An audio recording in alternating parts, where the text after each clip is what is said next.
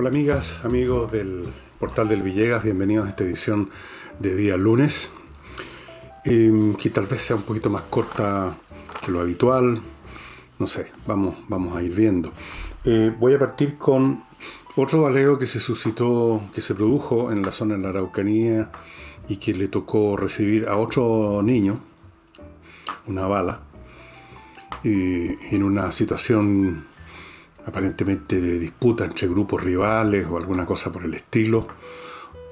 Da lo mismo como se produjo en lo concreto, en lo particular. El tema fundamental es, en estos casos, cuál es el contexto de la situación que está haciendo cada vez más frecuente estas situaciones. Y me voy a centrar una vez más, y no tengo otro remedio porque son los que hacen noticia, en la reacción del ministro Pérez, el ministro que llamó, en vista de este nuevo incidente donde un niño resulta herido, llamó a aislar a los grupos violentos. Y me gustaría saber cómo se traduce eso, en qué acto se traduce esto de aislar a los grupos violentos. ¿Aislarlos de quién? ¿Aislarlos de qué? ¿Y aislarlos cómo? Los grupos violentos, en cierto sentido, están aislados por sí mismos, porque la violencia que llega a estos extremos de dispararle a un niño, o de quemar camiones, o de quemar casas, o de asaltar municipalidades, o todo ese tipo de cosas, no son muy comunes. Los seres normales, en su inmensa mayoría, no estamos hechos para eso. Nuestra violencia a lo más llega en un momento de enojo, que después nos arrepentimos en darle una cachetada al cabro que se puso insoportable, o en patear al perro que ladraba mucho, e inmediatamente nos sentimos muy mal. Muy rara vez estamos involucrados en algún pugilato los hombres, o cosas como esas. Son rarísimas, son muy raras. Cada uno de nosotros puede contar tal vez 2, 3 o 4 historias de esas en el curso de toda su vida, y nunca se ha sentido uno a gusto con ellas. Son excepciones que saltan en medio de una vida en que esas violencias no ocurren. Incluso la gente mal genio normalmente se queda en las palabras, en la actitud. Entonces los que se dedican sistemáticamente como tarea normal, diaria, semanal, a cometer estos estropicios, se aíslan solos, porque son realmente una monstruosidad. Son un fenómeno monstruoso. Así que están solos, aislados. Y no solamente están aislados, sino que estos grupos tienen nombres. Estos grupos tienen una identidad. Producen manifiestos. Tienen sitios en la internet. Hacen declaraciones, se fotografían, conceden entrevistas. En ese sentido, en el sentido de que hay un grupo dentro de la sociedad, de nuestra sociedad, que les hace ojitos, no están aislados. En ese sentido, todos estos grupos, ya sea sus dirigentes dando una entrevista, o alguno por casualidad de sus miembros que ha caído detenido por pura mala suerte, porque hoy en día hay que tener mala suerte para ser detenido en Chile, reciben visitas no solamente de los tontones, de menores de edad, los cabritos revolucionarios, quienes nunca faltan y que son de pocas luces, sino que también de pocas luces, parlamentarios que los van a visitar, que los consideran mártires de una causa, héroes, personajes admirables. Después tenemos los periodistas también, que les hacen reverencia, que escriben artículos loados, en que los elogian, o por lo menos, como mínimo, no los describen como lo que son, como autores de crímenes. En ese sentido, no están aislados, evidentemente. Pero, ¿a quién se dirige entonces el ministro Pérez cuando quienes están en la disposición de ir a visitar y a hacerle reverencias a un criminal? Esa persona, no va a escuchar esto de aislarlo, porque está con ellos, forma parte de la misma comunidad espiritual, llamémoslo así, solo que en vez de estar en algún escondite en la zona de la Araucanía, está ocupando una silla, un sillón, un puesto en el Senado o en el Congreso. Ocupan distintas posiciones, pero pertenecen al mismo universo mental, si así podemos llamarlo. Entonces esa gente no los va a aislar. ¿Cómo los va a aislar si los consideran sus compañeros de ruta? Entonces, ¿en qué se traduce esto de llamar a aislar? Es una frase vacía. Pero no se quedó con esa sola frase vacía el ministro Pérez el Duro y dijo: el gobierno reitera su voluntad estricta de enfrentar a esta gente, de enfrentar estos actos violentos, etc. Wait a minute. ¿Cómo que reitera? ¿Qué es lo que es reiterar, estimadas amigas y amigos? Cuando yo digo voy a reiterar tal o cual cosa, significa que ya la estoy haciendo desde antes y que anuncio que voy a seguir haciéndolo. Se reitera algo que ya se ha hecho y se le anuncia al mundo que se seguirá haciendo. Bueno, aquí el gobierno no tiene nada que reiterar, porque en relación a los grupos, a estos grupos que él desea aislar también, no ha hecho absolutamente nada. Cero. Lo que ha hecho, y que el señor ministro se apresura todas las veces en mencionar, es que se ha detenido a tales o cuales personas.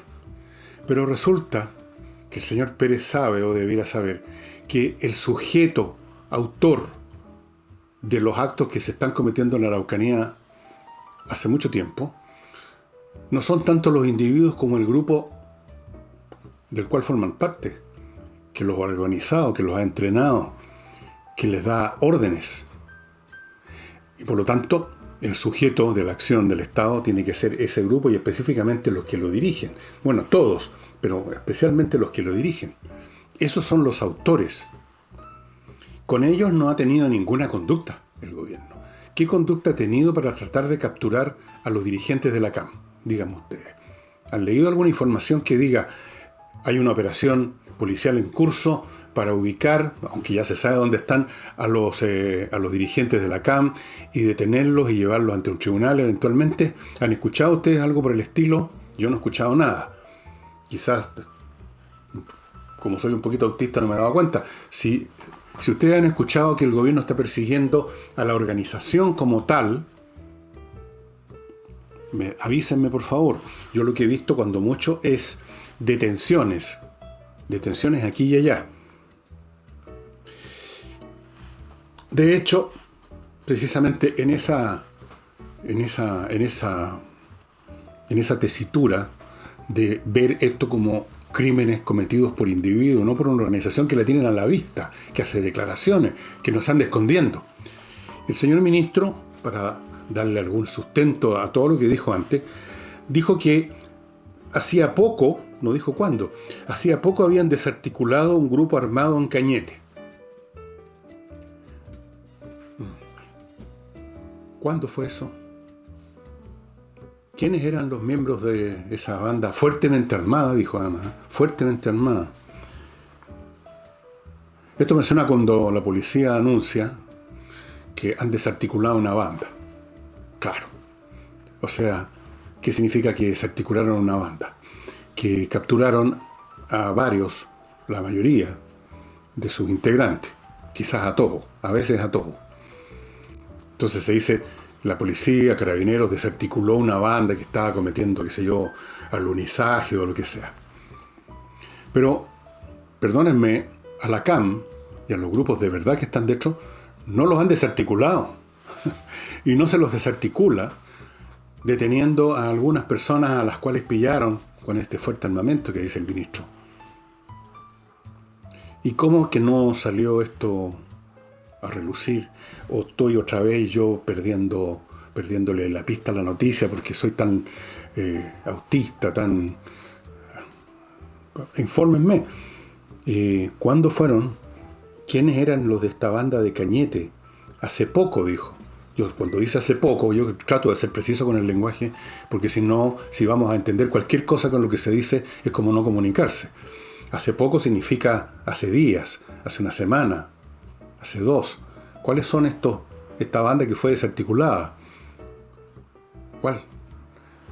Uno podría creer que está mintiendo simplemente el ministro del Interior, o que está dándole un ribete que no corresponde a que hayan, por ejemplo, la policía desarticulado una banda que estaban armados, como casi todas las bandas criminales, pero que se dedicaban, por ejemplo, al robo de madera.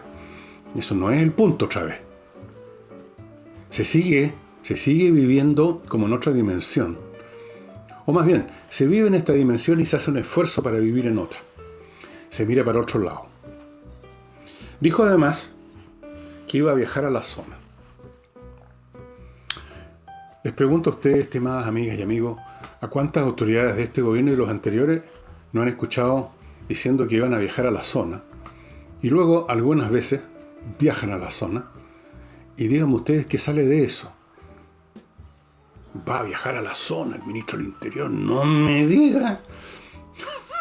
Estoy tentado, amigas y amigas, para tratar de apuntalar mis quebrantadas finanzas, de, no sé, por organizar una agencia de turismo Arauco. No sé si ponerle un nombre además, para ponerlo a la altura de los tiempos. Agencia Revolucionaria de Turismo Arauco. ¿Qué tal les suena? ¿No? A ver. Agencia de los pueblos originarios. Tampoco, no. Ellos no quieren viajar, ellos se quieren quedar ahí y ser dueños de ese territorio. Bueno, una agencia de viaje para llevar a autoridades de gobierno a darse una vuelta. Más o menos una vuelta un poco menos vergonzosa que esa vuelta que se pegó después de mucho tiempo que estuvo postergando la cosa. ¿Se acuerdan ustedes? Michelle Bachelet, que fue sin avisar a nadie, para que nadie supiera, para que no hubiera ninguna manifestación, para que no pasara nada, para llegar piola. Llegó, y yo vi las imágenes en la televisión en esa época todavía, de vez en cuando, una vez al mes más o menos, veía 5 minutos las noticias, justo vi ese pedazo en que viene llegando la señora Bachelet, se baja del vehículo rodeada como por no sé cuántos policías armados con armas automáticas, y sube en un taco, como se dice, corriendo una escala para una sala donde se reunió con una señora. Y después bajó en un taco y se volvió al auto y se fueron volando a Santiago. Esa fue su gran visita.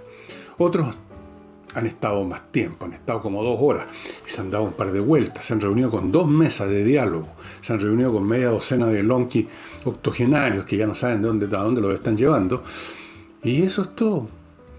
Así que me imagino que Pérez va a hacer más o menos lo mismo. Por favor, Pérez, ayúdame un poquito. Mire que estoy medio jodido. ¿Por qué no ocupa los servicios de emergencia de turismo? Turismo Arauco, Sociedad Anónima. Yo lo llevo. O sea, el contrato. Ahí vemos, ahí me las arregla. Sin boleta, lo hacemos todo a los amigos.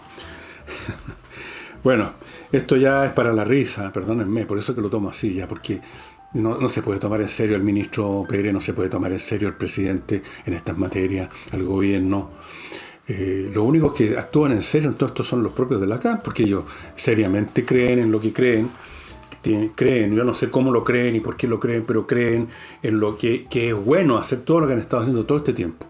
Esparcir tanto dolor, tanta miseria, tanta destrucción, ¿por qué? Por reconstituir un mundo periclitado, un mundo como el que, como vivían los mapuches antes de llegar a Pero Valdivia, no sé, una cosa así, o recuperar las tierras para dedicarlas a nada, o sea, para cosechar un par de papas y no sé, si tienen una agenda, una visión pastoril que les gusta mucho y que justificaría, yo no sé cómo, realmente no sé cómo, todos estos crímenes cometidos, toda esta violencia y todas estas amenazas a lo largo de ¿cuánto? 10, 15 años ya. Pero, aunque yo no lo entienda, ¿qué importa? Lo entienden ellos, lo creen ellos y ellos son muy serios en lo suyo y están en eso. Esos son los únicos serios de todo este cuento. En cuanto a la gente de oposición que lo apoya, bueno, eso no son serios, eso simplemente son unos personajes oportunistas, tontones y cobardones que entre que quieren lamerle los zapatos a los combatientes, sacar una póliza de seguro porque nunca se sabe, o animados, como suele suceder con el izquierdista promedio, por vagas imágenes que nunca pueden definir de un mundo futuro que es mejor, pero no saben por qué. Bueno, el libro que les voy a mostrar después tiene un poquito que ver con eso. En fin, eso es lo del ministro Duro, la última del ministro Duro.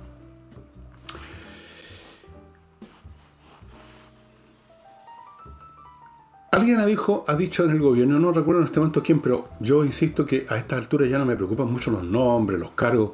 Si vienen del gobierno son todos como exactamente iguales, ¿no? Como esas figuritas de papel que usted las extiende y son todas iguales. Entonces, alguien de ahí, no sé si el presidente una de esas, o el propio ministro Pérez, entre las tantas cosas que dijo que con esto de la nueva constitución, porque parece que algunos ya en el gobierno incluso asumen que va a ganar el apruebo, puede que sí, pero en fin, que con una constitución nueva o algo así, hay el peligro de un salto al vacío, compartir de cero, un salto al vacío. ¿Cuál vacío? Si ya esa constitución, que supuestamente va a ser resultado del trabajo del pueblo, durante 2 años el pueblo, doña Juanita, don Juan, usted y yo, todos vamos a estar de cabeza así viendo una nueva constitución. Esa constitución está lista. Así no va a haber ningún salto al vacío aquí. Aquí va a haber un salto a una constitución que ya está hecha, está en el bolsillo de don Fernando Astri y compañía limitada. Circula en los... Ustedes habrán de saber que de repente uno tiene acceso a sistemas de inteligencia que a su vez tienen acceso a lo que circula en las redes de Internet. Y resulta que ya esta constitución, que no es un vacío, sino que ya está completa, incluso con la fe de rata, circula en estas redes electrónicas para que distintas personas vayan echándole también una mirada, ¿no? Comparten, eso se llama compartir. Y está girando en este momento. Ese proyecto de constitución, que hace mucho tiempo lo terminaron como borrador, está circulando en las redes que ellos creen que son totalmente clandestinas y secretas de los sectores de la izquierda. Cuidado, don Fernando, mire que todo se sabe. Todo. Ojo con su celular. Ojo con su computador. Mire que hoy en día hay sistemas informáticos realmente muy impresionantes. Muy impresionantes. Así que no hay ningún salto al vacío. Ni uno. Vamos a saltar a una constitución. Vamos a ver cómo hacer esa constitución. Por supuesto, ya vamos a hablar de eso a propósito de unos puntos que hizo el presidente de la República, puntos que según él debieran estar más o menos, ser como una guía, algo para ser contemplado para una nueva constitución. También el presidente parece que va a votar a prueba. está de moda. Pero antes de continuar con esto, estimados amigos, les voy a contar que Climo, miclimo.com, o sea, esta empresa Climo que produce, que entrega, que distribuye, que instala, que mantiene, etcétera, este sistema de climatización que es el último alarido de la tecnología en el mundo, tiene una super promoción para que usted adquiera este equipo o estos equipos según lo que usted quiera adquirir, cuántos equipos quiere, lo paga, se lo instalan y tiene 60 días todavía, si es que por algún motivo misterioso se arrepiente, tiene 60 días para decir, no, ¿sabe qué más? No me gusta esto estar tan calentito, casi sin gastar, sin humo, sin olores, sin peligro. No, a mí me gusta prender fuego y que a lo mejor un día de esto se caiga uno de mis chiquillos o una de mis mascotas salte de adentro. Así que lléveselo. Ok, y usted va a poder hacer eso y se van a llevar el equipo y le van a devolver la plata. 60 días para que usted se sume al proyecto Súmate a Descontaminar, deje ya de usar todos estos sistemas basados en la combustión que son caros y son peligrosos y contaminantes. Recordemos ciudades que se hacen célebres en los inviernos como Temuco, ahora no porque estaba todo parado, pero no sé, las chimeneas no paran nunca, me imagino, porque el frío es el mismo. En Temuco de repente hay más smog que en Santiago, por la chimenea, porque les gusta prender chimenea. Y no pueden ni respirar. Salen a la calle y no pueden respirar. Dentro de su casa no pueden respirar. Hay peligro. Bueno, además, por lo que yo entiendo, las chimeneas no sirven en verano cuando hace calor. ¿Qué hace ahí para refrescarse? El ventilador no sirve. Lo único que hace el ventilador es mover el aire que está aquí para allá. Pero es el mismo aire con la misma temperatura. Póngase en manos de Miclimo. Aproveche esta oportunidad de sumarse a esta promoción y sumarse a esta campaña. Súmate a la descontaminación, que es válida desde Osorno, Puerto Montt y también en Santiago. Así es que pónganse en contacto con miclimo.com y continúo con el ajedrez. Vamos ahora al primer bloque con el ajedrez. que ya sabe es un excelente medio para organizar la mente de sus niños, de sus sobrinos, de quienes sea que estén a su cargo, para instalarles un buen sistema operativo para que sean mejores estudiantes y luego en el futuro buenos estudiantes en la universidad, profesionales, etcétera. Una mente bien filosa, que no le meten el dedo en la boca, ordenada, que saca provecho de todo, con esa superioridad del que tiene un músculo que está entrenado. Si esa es la diferencia. El entrenamiento mental hace una enorme, pero enorme diferencia con quien, aún teniendo las mismas facultades, no las entrenó nunca, las dejó que se reblandecieran, que se desorganizaran, que se convirtieran en una especie de sustancia de chillán, una cosa blandengue. Y para los adultos, para mantener sus facultades en buen orden también. Así que entre a espacioajedrez.com, adquiera la caja con el tablero y las piezas, si no las tiene, adquiera el reloj digital para que los juegos vayan contra el tiempo y empiece a mantener su mente, si usted ya es adulto, en buen estado y a crear una buena mente de sus niños. Los dos productos vienen cada uno con 3 licencias para entrar al espacioajedrez.com, que es un sitio que maneja Pablo Tolosa, el autor de todo este proyecto, que es muy, muy entretenido y tiene que ver con el ajedrez, por supuesto. Y, amigos, si usted tiene kilómetros acumulados por viajes que hizo, quizás ya como en el pasado remoto pareciera, recuerden que esos kilómetros desaparecen, las empresas aéreas, y llega un momento que vuelven todo al cero, lo ponen a usted en la casilla inicial, todo lo que usted ha acumulado desaparece. Entonces puede ocurrir que usted, que no va a viajar, que no está viajando y que no piensa viajar, tiene un montón de millas que de repente van a desaparecer y no les va a haber sacado ningún provecho. Entre a kmmillas.cl y sáqueles provecho, porque ahí se las van a comprar. Le van a comprar sus millas. Sus miles de kilómetros se van a transformar en miles de pesos.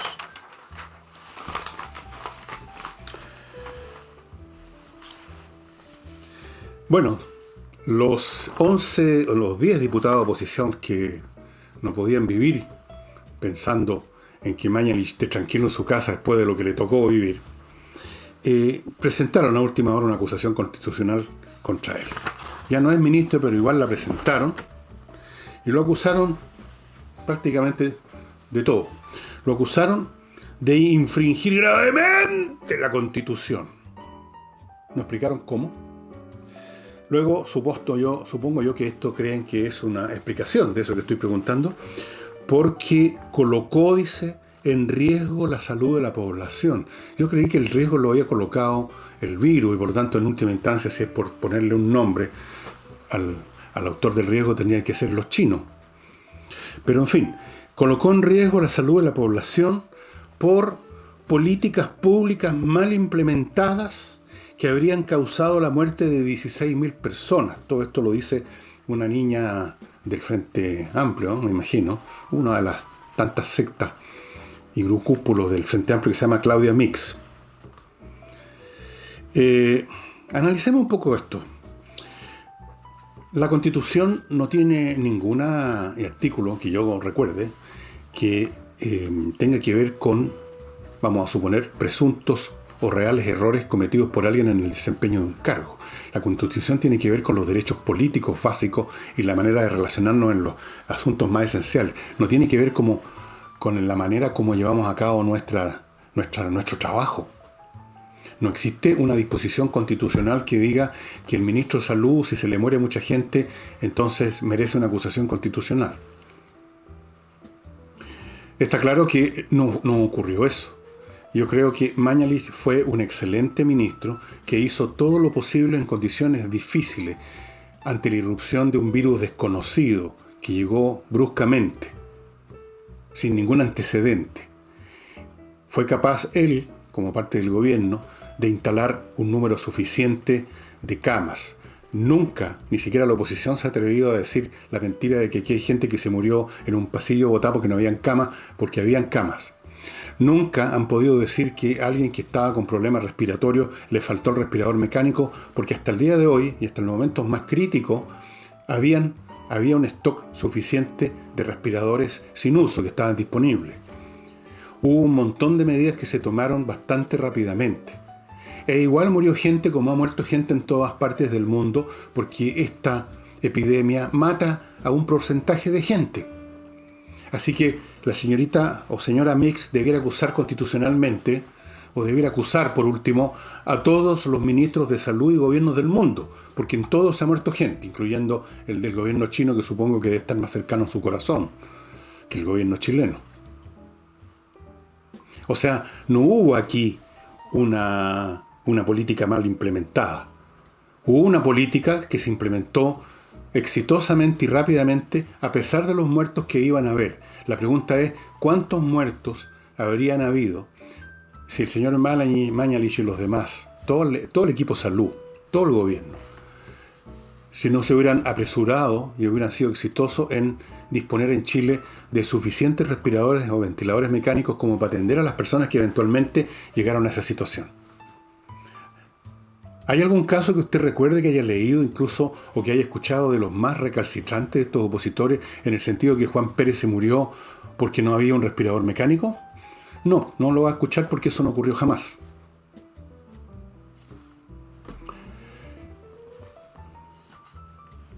Pero, supongamos, para seguir por el argumento, que Mañalich hizo todo mal. Aún así, no corresponde una acusación constitucional. Usted lo puede acusar, a lo mejor lo puede acusar el colegio médico, que lo hizo mal. Lo pueden acusar los familiares de los muertos. Lo pueden ir a pifiar. Pero no tiene que ver con la Constitución. Luego dice Claudia Mix que hacen todo esto porque si no, la historia nos va a juzgar. O sea, si no acusamos constitucionalmente a Mañalich, culpándolo de la mortalidad del virus, que ha sido mortal, ha causado muerte en todo el mundo, señorita Mix. Lo cual significa, a su juicio, entonces, que en todo el mundo se llevaron a cabo políticas públicas mal implementadas. Entre paréntesis, ¿de dónde sacó esta señora Mix o señorita Mix un conocimiento que las políticas públicas fueron mal implementadas? Porque si ella es capaz de calificar una política pública como mal implementada, significa, tenemos que asumir que ella sabía cuál era la buena política pública por implementarse. ¿Por qué no nos dice? ¿Por qué no lo dijo? Está cometiendo. A ella sí que habría que acusarla de no haber dicho lo que ella sabía, en su gran inteligencia, cuál era la política correcta. ¿Cuál era la política correcta, señora o señorita Mix? Distinta a la que llevó a cabo Mañalich en ese momento, o la que está llevando a cabo ahora en París. En cuanto a que la historia nos va a juzgar, no las va a juzgar. Ya las juzgó la historia. O sea, por lo menos las juzgó la gente que tiene todavía un gramo de cerebro dentro del cráneo. Lo va a juzgar a usted y a los demás diputados que hicieron esta acusación. Y yo diría en general a los sectores de los cuales usted forma parte y a la manera como se han comportado durante esta emergencia de salud y antes, especialmente antes, con los eventos de octubre. Los va a juzgar como lo que son ustedes. Los va a juzgar como lo que ustedes son. Lo lamento mucho, pero eso es lo que va a ocurrir. No espere otro juicio. Ya está hecho ese juicio.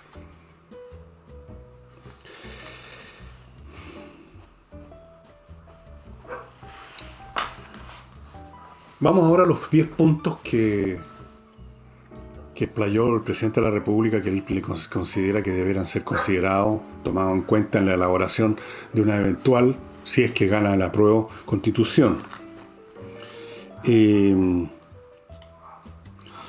La oposición, por supuesto, saltó de inmediato a calificarla pésimo.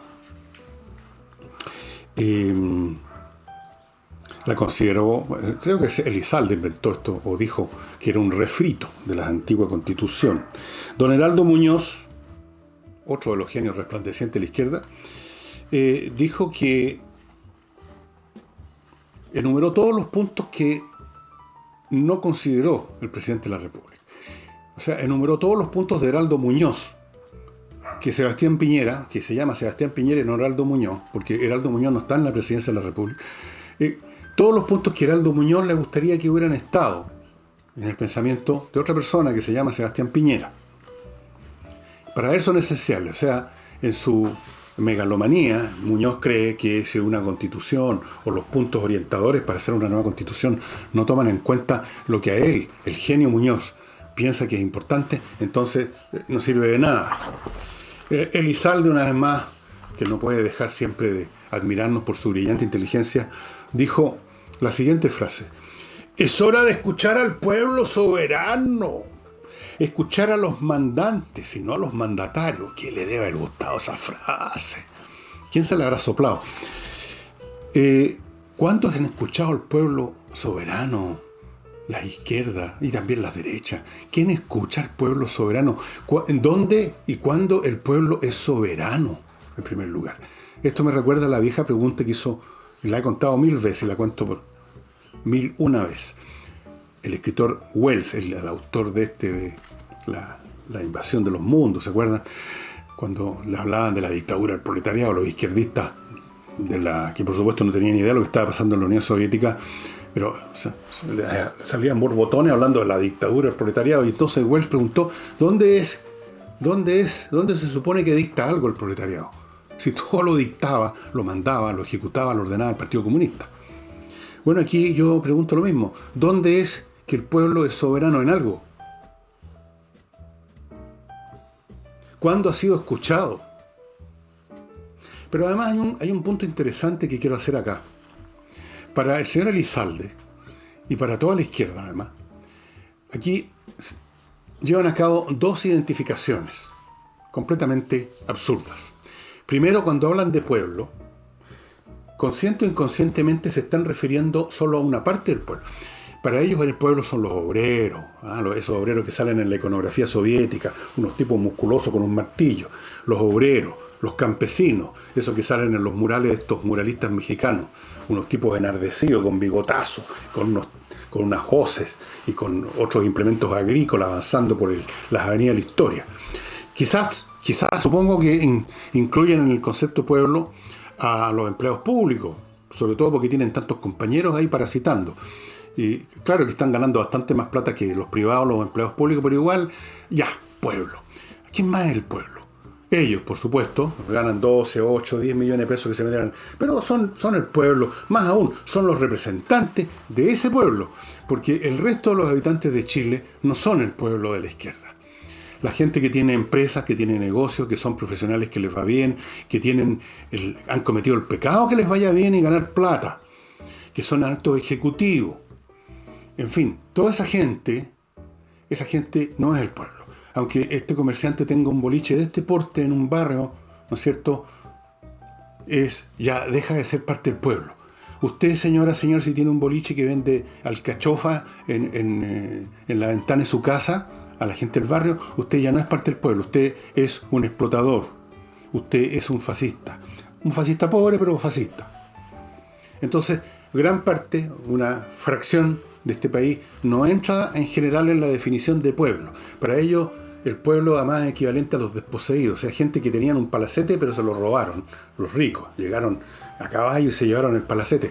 Entonces, hacen una identificación de los habitantes de Chile, o sea, del pueblo de Chile, de todos los que vivimos en este territorio, lo identifican solamente con esas secciones, como lo llamaba Salvador Allende, los obreros del salitre, del hierro y del carbón, una imagen panfletaria del pueblo, una imagen victoriana, obreros trabajando en una fábrica con unas máquinas inmensas, así, unas chimeneas humeantes, los campesinos con una yuntehuelle. Eso es el pueblo. Los demás no somos el pueblo, no importamos nada. Primera identificación.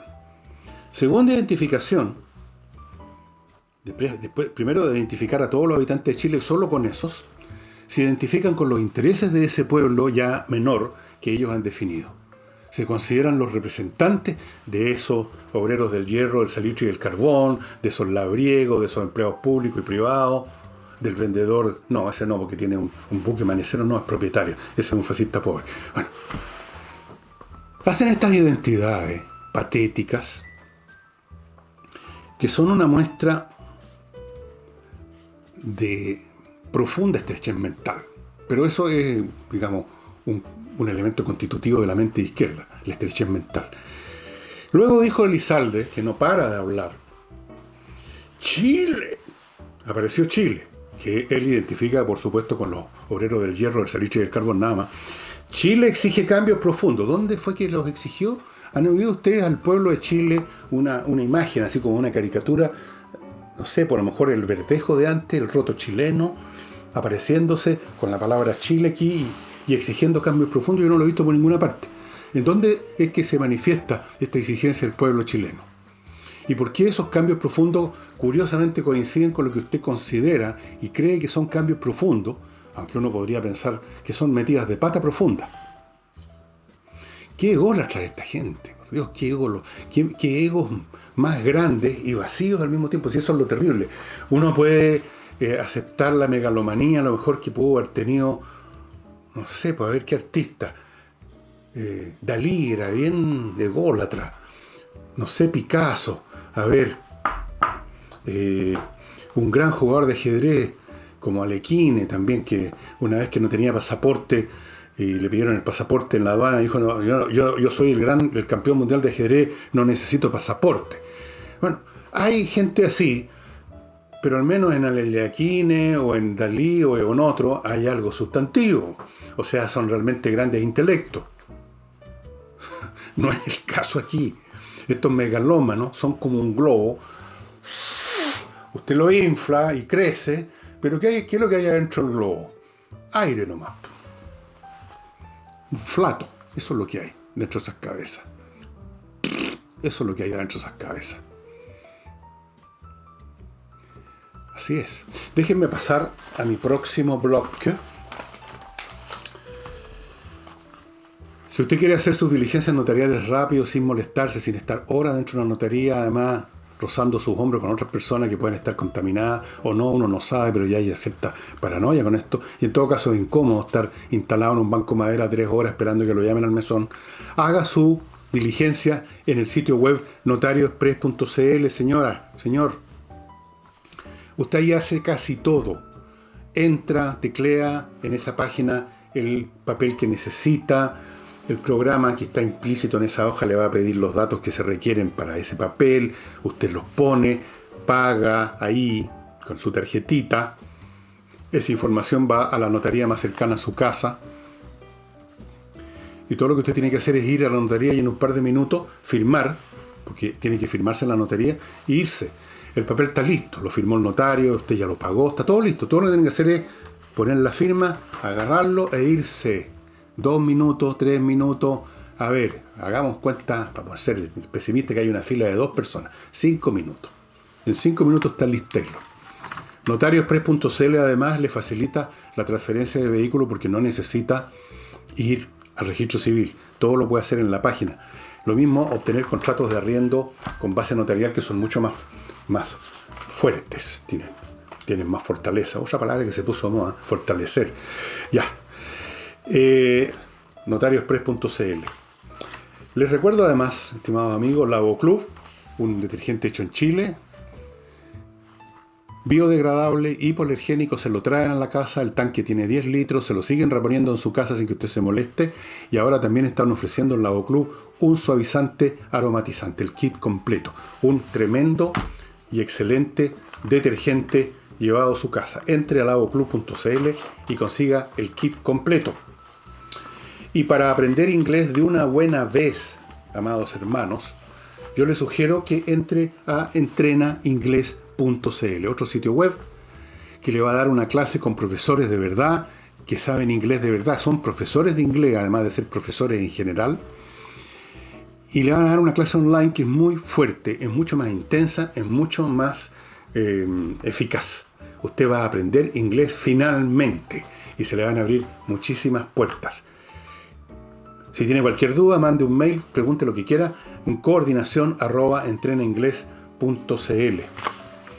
Y estimados hermanos, para los que quieren vender rápido su casa, su departamento, su fondo, su terreno, su parcela, cualquier bien inmobiliario, Hey está vendiendo lo que es hoy en día muy difícil. Póngase en manos de cualquier otro corredor a ver cuántos meses está ahí la cosa, mercando ocupado. Póngase en manos de Hey y va a ver la diferencia. Me consta que está vendiendo. Tengo mis propios métodos para averiguarlo. Está vendiendo. Hey sabe vender. Entre otras cosas porque trabaja el triple que cualquiera de nosotros. No de mí. Yo trabajo todos los días también. Él trabaja todos los días, todo el día. Tiene métodos innovativos para que la gente que está vendiendo presente su producto en las mejores condiciones. Sabe, aparte de eso, Hey, a encontrar buenos arrendatarios, sabe tasar casas y sabe administrar arriendos. Si usted es un rentista y ya está un poco lateado de esto de recorrer a los arrendatarios, ponga eso en manos de Ángel Hey. Y tengo unas pocas cosas más, pero antes de entrar a eso,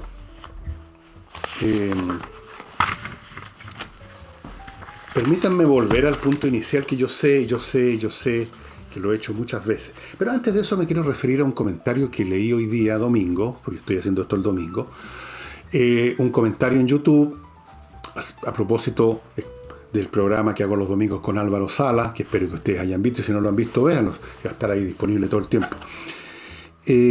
Una persona, una señora o señorita, Patti, X apellido, me reprochó, me dijo que había estado viendo este programa como un año ya y que yo de repente había dejado de dar exposiciones académicas, entre paréntesis yo creo que nunca he dado exposiciones académicas, pero ok, y que me había quedado pegado en el tema de estar promoviendo una de las opciones del plebiscito, que me había quedado pegado. Yo creo que es un comentario bastante injusto. Me parece a mí que, aunque ustedes puedan adivinar lo que yo voy a votar, no tampoco por qué andarme escondiendo, pero yo no lo estoy promoviendo. ¿Me han escuchado ustedes todos los días hacer una campaña a favor de tal o cual opción?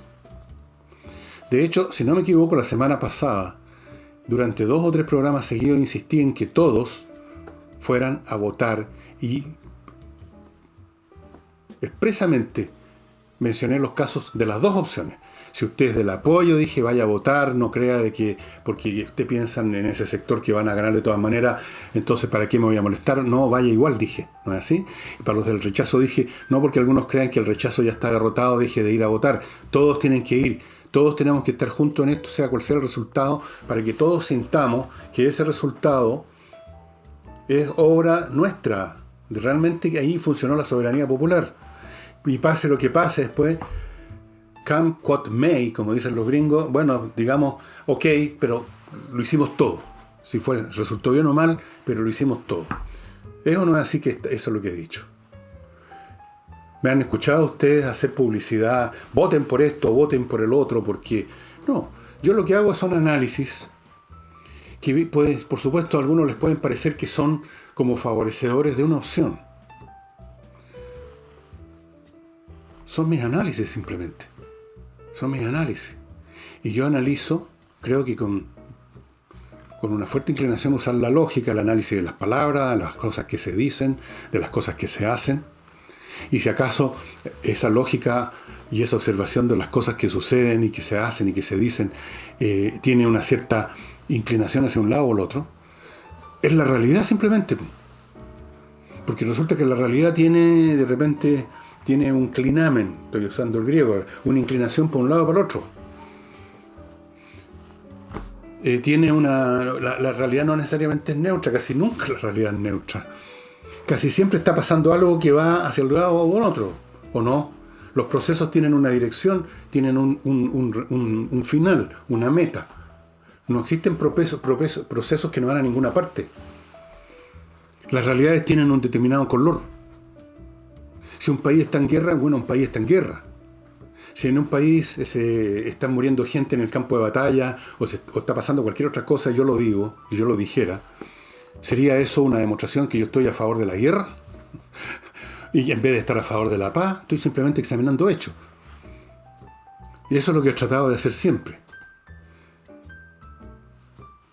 Si los hechos que yo examino fueran de otra naturaleza, mis análisis serían de otra naturaleza, y ustedes podrían algunos decir exactamente lo contrario de lo que dice Patti, y decir que yo estoy favoreciendo otra postura.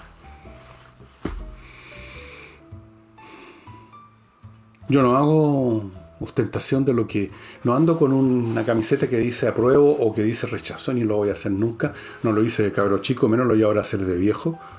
No me interesa andar proclamando con una insignia, con una camiseta, con un gesto, con un tipo peinado o despeinado, o con mostrándole al mundo, así, con todas esas payasadas que me parecen bastante estúpidas, lo que yo pienso, lo que yo soy.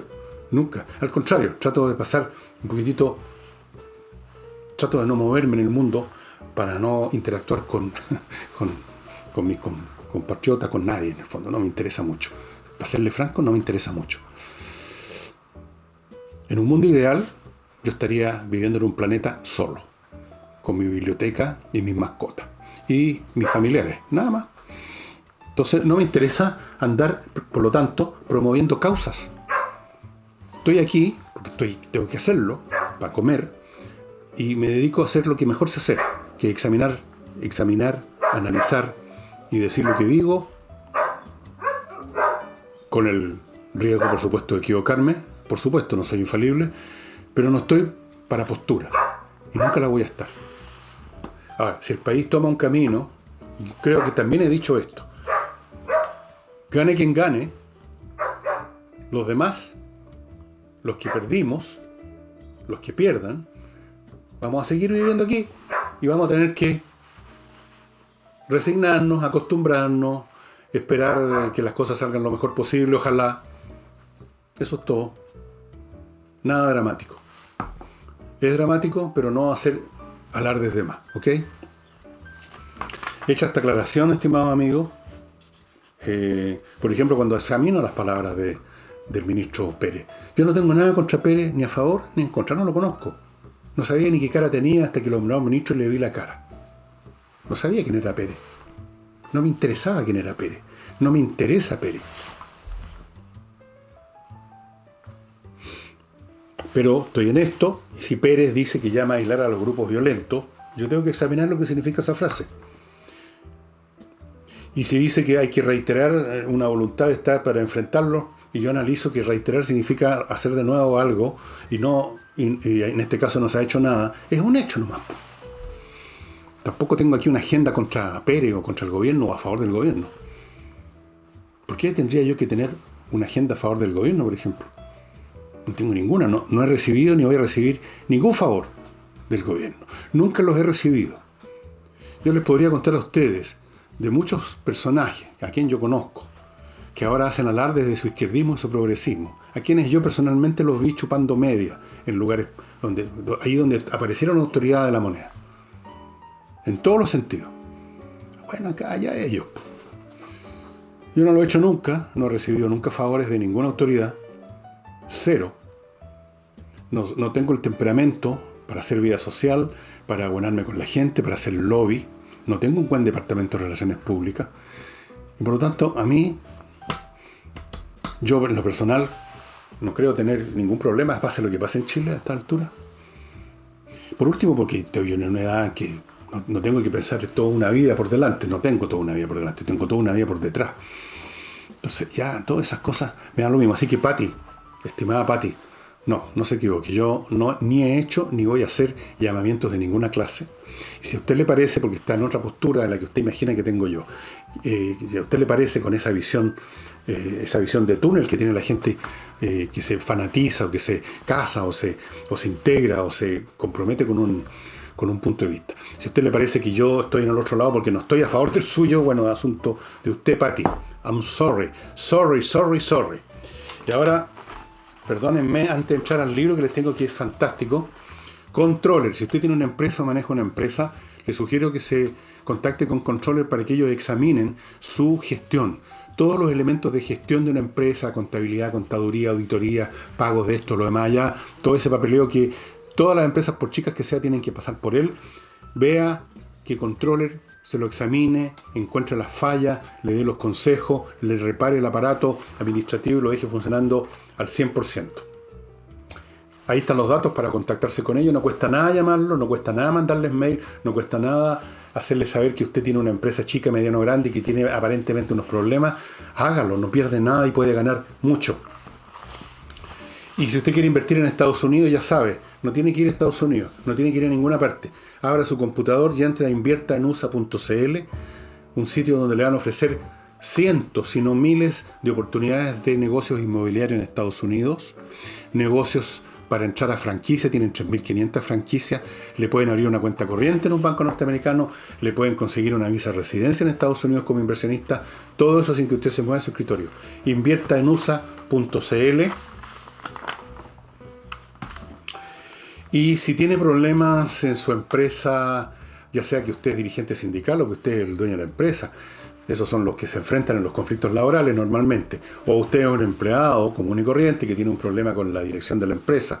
O usted es el ejecutivo de la empresa que tiene problemas con un empleado que lo está amenazando con las penas del infierno.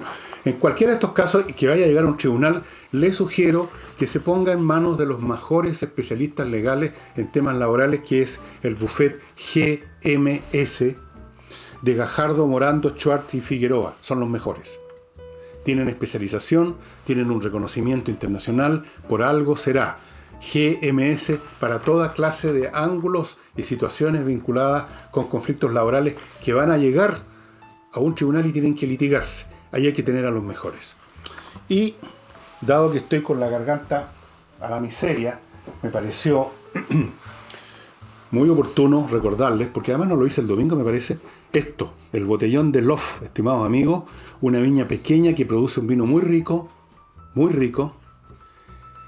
en varios tipos, hay Isaira, Cabernet Sauvignon, qué sé yo, y todo lo que usted tiene que hacer es ponerse en contacto con ellos y encargar una caja de 6 botellas como mínimo, por lo menos no lo van a atender y es razonable que el negocio podría subsistir si tienen que venir desde la viña a Santiago para dejar una botella.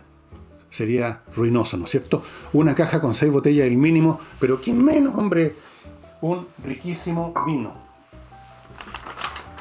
El libro que les quiero presentar tiene más de algo que ver con situaciones que se viven en Chile. Las voy a marcar de inmediato. ¿Cómo empieza esto? Las instrucciones yo me las salto siempre porque no me interesa lo que dice otro de lo que voy a leer yo. Yo veré lo que siento sobre lo que leo. Entonces, este libro trata de la Alemania hitleriana, tema sobre el cual existen muchos libros. Uno de los más famosos, que usted quizás lo conozca, de un señor de apellido Scheira, que se llama La caída del Tercer Reich. Muy buen libro. Pero es un libro básicamente histórico donde se relatan los eventos políticos, etcétera, que llevaron al poder eventualmente a Adolf Hitler a la Cancillería, cuáles fueron las intrigas políticas por las cuales algunos quisieron ponerlo en ese cargo mientras gobernaba Hindenburg, cómo pensaron que lo podían controlar y resulta que el que los terminó controlando fue Hitler. Pero este es un libro diferente, este va a algo que está por debajo y que yo lo he conversado en algún programa acá, en el sentido de que al final del día los factores que determinan el curso de la historia humana son las ideas y o los sentimientos y pasiones que están asociados a ella y que inducen o determinan en algunos casos las conductas cuya suma de interacciones hacen la sociedad. La sociedad no es otra cosa que un sinfín de interacciones entre personas dentro de ciertos marcos físicos e institucionales. Los marcos físicos, algunos se pueden cambiar y otros no. Eso también depende de la acción humana, y las leyes y las instituciones obviamente que dependen de decisiones y de obediencia y de legitimaciones, todas las cuales son decisiones nacidas de la mente de los que son miembros de esa sociedad, o por lo menos de un grupo, las élites, que también deciden sobre la base de lo que piensan que les conviene o lo que es correcto, etcétera. O sea, toda una cuestión de lo que está dentro de la cabeza. Entonces, este libro, que finalmente lo voy a mostrar, El Tercer Reich, una nueva historia, es de un historiador muy interesante, Michael Burleigh, que les he mencionado un libro que él ha hecho sobre el terrorismo. En este libro va a las raíces psicológicas, a la raíz que hace posible entender este extraordinario, pavoroso fenómeno que fue el nazismo. Y así empieza Michael explicando de qué va a tratar este asunto. Dice: este libro es acerca de lo que ocurrió cuando secciones, partes de las élites alemanas y de las masas de la gente ordinaria decidieron abdicar sus facultades críticas personales en favor de una política basada en la fe, la esperanza, el odio y una mirada colectiva sentimentaloide acerca de su propia raza y nación.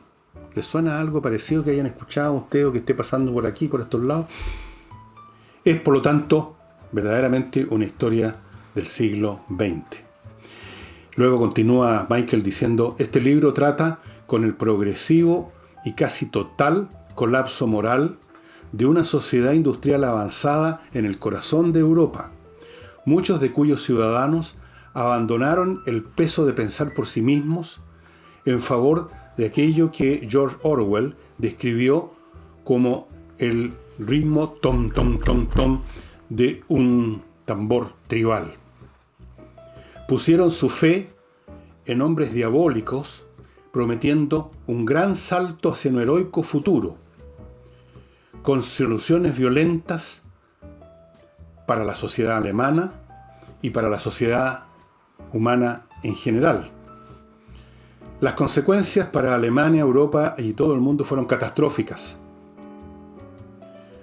Pero nunca más, no tanto como la de los europeos, la de los judíos europeos, que fueron sujetos a una deliberada campaña de exterminio de todos y cada uno de ellos, lo cual ha sido correctamente reconocido como un evento único por lo terrible de la historia moderna, yo diría de la historia de todos los tiempos.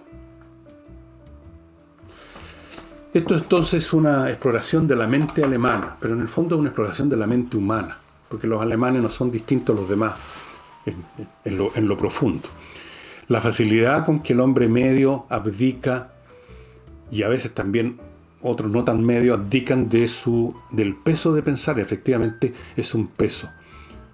Es un peso la responsabilidad personal de examinar las cosas, de no ser arrastrados por el piño que corre para allá, entonces yo también me sumo, de no creerse todo lo que está diciendo algún imbécil subido a una tribuna, de no creer todo lo que aparece escrito en el diario porque está en el diario, de hacer el esfuerzo de pensar hasta donde uno puede, por lo menos intentar ese esfuerzo. Eso es un peso muy grande. Es un peso más grande para niños, jóvenes, adultos y viejos, para todos los humanos. Y por eso uno ve con qué facilidad jóvenes, niños, especialmente jóvenes y niños, pero también adultos y viejos. Los viejos un poco menos, porque tienen alguna experiencia, porque ya no están tan interesados en correr detrás de nada, por último porque están medio patulecos. Pero especialmente gente joven, de mediana edad para abajo. ¿Con qué alegría abdican de su responsabilidad personal, de su mente, si es que la tienen? Bueno, por poco que sea, alguna tienen. ¿Con qué alegría se suman al piño? Y se suman con alegría, algunos por miedo, algunos por oportunismo también. Pero básicamente los que se suman lo hacen por alegría, y es la alegría de botar este peso de la responsabilidad personal. Acuérdense de ese libro de Fromm que tantos de nosotros los viejos leímos de cabro, El miedo a la libertad de Erich Fromm. Lo estoy mencionando. El miedo a la libertad, o yo diría el disgusto de la libertad. La libertad es un peso. Para algunos que examinan las cosas muy superficialmente creen que es como lo contrario. Tienen una imagen de que ser libre significa soltarse, sacarse de encima un peso. Romper una cadena, poder ir a cualquier parte, pero ese es precisamente el peso de la libertad, que hay que decidir a dónde se va, que hay que hacerse responsable por dónde se va, hacia dónde uno se encamina. Ese es un peso. Incluso el encadenado al menos no tiene la responsabilidad de ir a ninguna parte porque no puede moverse, pero el que sí se puede mover inmediatamente adquiere ese peso, que es el peso de la conciencia humana, que es lo que hago ahora. Y apenas tienen esa libertad, las personas ya quieren abdicar de ella. Y aquí todo un pueblo al que siempre se dice un pueblo culto, etc. Bueno, no sé si hay pueblos cultos, pero digamos que sí. Un pueblo más o menos educado, por lo menos. Con una élite muy educada. Muchos de ellos, no todos, pero muchos de ellos se dejaron arrastrar. Es cuestión de ver estos documentales que hay por millones en internet, te los puede ver en YouTube, de las concentraciones que organizaban los partidos nazis en Alemania en los años 30. e incluso después durante la guerra, y vean esas masas de individuos, de jóvenes, generalmente adultos de mediana edad para abajo, ¿eh? Treintones, cuarentones a lo más, y muchos jóvenes, con qué, miren la expresión de su rostro, con qué delirio, con qué arrobo hacían el saludo nazi, mirando al que estuviera en el Estado, ¿no? Ojalá Hitler, pero podía haber sido Goebbels, podía ser cualquiera. Con qué alegría habían abdicado su libertad y fueron arrastrados al abismo. Y cuando leí estas primeras, cuando releí, porque este libro lo leí hace varios años, y ahora para preparar el programa lo releí la introducción por lo menos, no todo el libro, pero lo voy a releer porque me está volviendo a reinteresar. Cuando leí eso de la gente que abdicó sus facultades críticas en favor de una política basada en la fe, la esperanza, el odio y un sentimentalismo colectivo, no pude evitar pensar en la forma como muchos de mis compatriotas están adoptando sus decisiones políticas en estos tiempos. No pensamiento, sino que esperanzas muchas veces sin fundamento, odios que sí son muy reales, un sentimentalismo tribal. Bueno, ahí habría que investigar a qué tribu específicamente podríamos referirnos. Es interesante.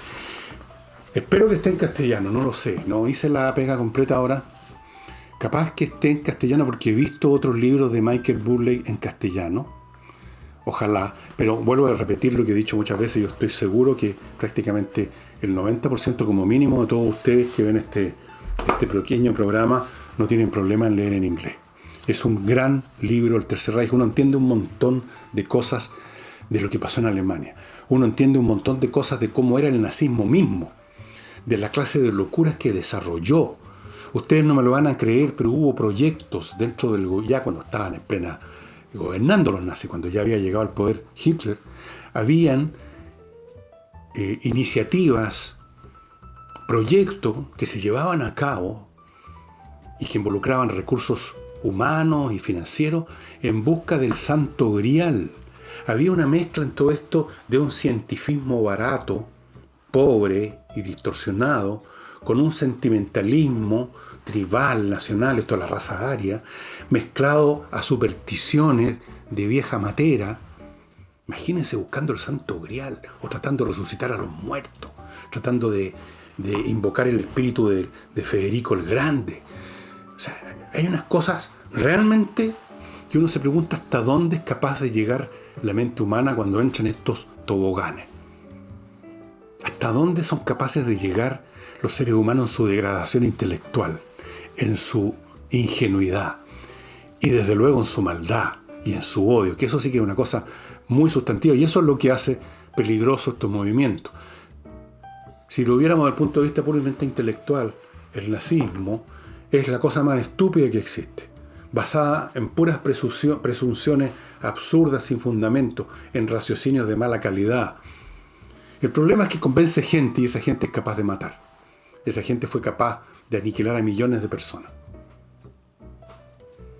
Entonces, hay que tener cuidado con estos ingenuos, con estos abdicadores de la conciencia, con estos buenos para vociferar, estos que van con el rostro pero resplandeciente de alegría porque han renunciado a su persona sumiéndose en la masa vociferante y van felices. Pero esas mismas masas que uno podría mirarlas simplemente con desdén, es decir, que manga de imbéciles, son peligrosos. Hay que tener cuidado porque son muy peligrosos. Porque junto con esa ingenuidad y esa estupidez y esa renuncia a lo más esencial de un ser humano, que es la razón, está el resentimiento, está la rabia y por lo tanto está la violencia. Bueno, y eso sería todo por hoy, estimados amigos. Les voy a ir anunciando los próximos días una serie de novedades con respecto a los libros que estamos ya en la etapa de la preparación final. Y por supuesto un gran agradecimiento a la gente que ha seguido y sigue apoyándome en Patreon, en Flow, otros de un modo mucho más directo incluso, otros con su simpatía, con sus cariños. ¿Qué más les puedo decir? Bueno, eso sería todo. Nos vemos mañana.